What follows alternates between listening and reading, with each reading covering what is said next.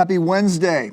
We are moving our way through a truly amazing parable. Such a great story, so much in this for us to ponder, ruminate over. Yesterday we noted how the father was treating the son as if the son had never left. And now things get interesting. Father hires an event coordinator. Here comes the DJ, lots of food, lots of people, all this being done in honor of the rebel. The party's held in his esteem. He had returned. The father is exciting. The ne'er-do-well who had spit in the family's face, squandered their money and kept them up with worry, has returned, and the father is throwing a party. Meanwhile, insert the drum roll, the older son was in the field. While the prodigal is living fast and free in the pagan brothel, the older son, Mr. Honor Society, Mr. Overachieving firstborn, the one who had always tried to do what was expected of him, has been out working in the field. It's probably right about now that the first of the Pharisees who are listening to this story get some hint that Jesus has just set them up. They are the older brother. They're the ones who stayed home doing the right thing, worked hard, been scandal-free. And the text reads, "Meanwhile, the older son was in the field. When he came near the house, he heard music and dancing. So he called to one of the servants and asked him, 'What's going on?' 'Your brother has come home,' the servant replied, 'and your father has killed the fatted calf because he has him back safe and sound.' The older brother became angry and refused to go in. So his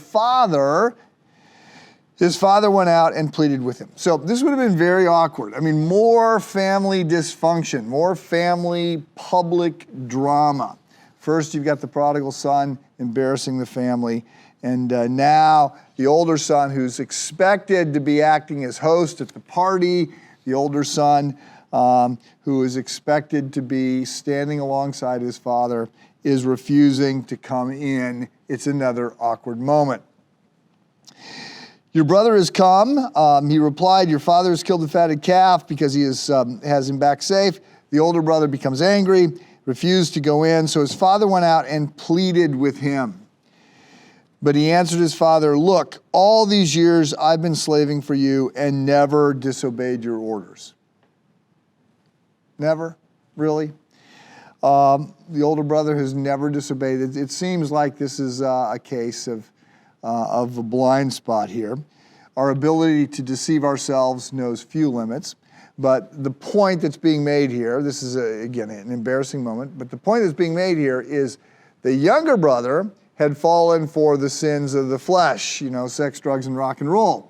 The older brother has actually gone in the opposite direction. Not that he's been good, but he has become a self-righteous prude.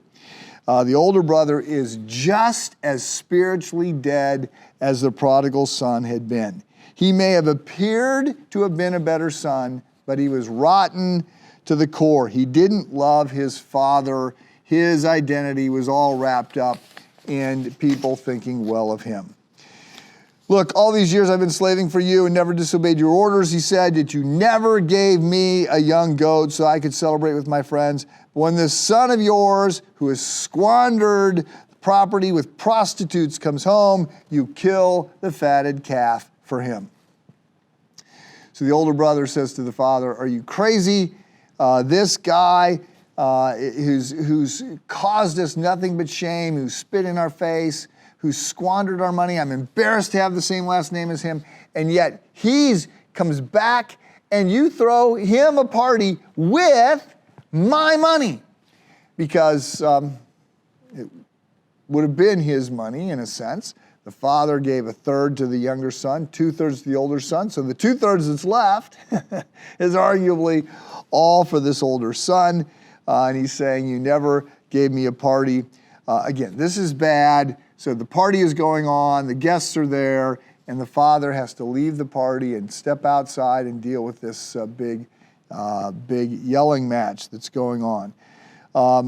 Now, in his defense, in the older brother's defense, right, it seems like he does have somewhat of a legitimate complaint.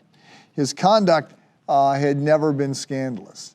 But while he had avoided immorality, he had a heart that was cold to his father and a heart that was cold to his brother. He sure didn't love. He was supposed to look out for his brother. That's the job of the oldest son. In that culture, he got 2/3 of the money because he was supposed to take care of things like this. He was expected to keep the family together. He hadn't. Now he's making a big scene in front of all his father's guests. So we have set up the drama, and the question now becomes, who are you?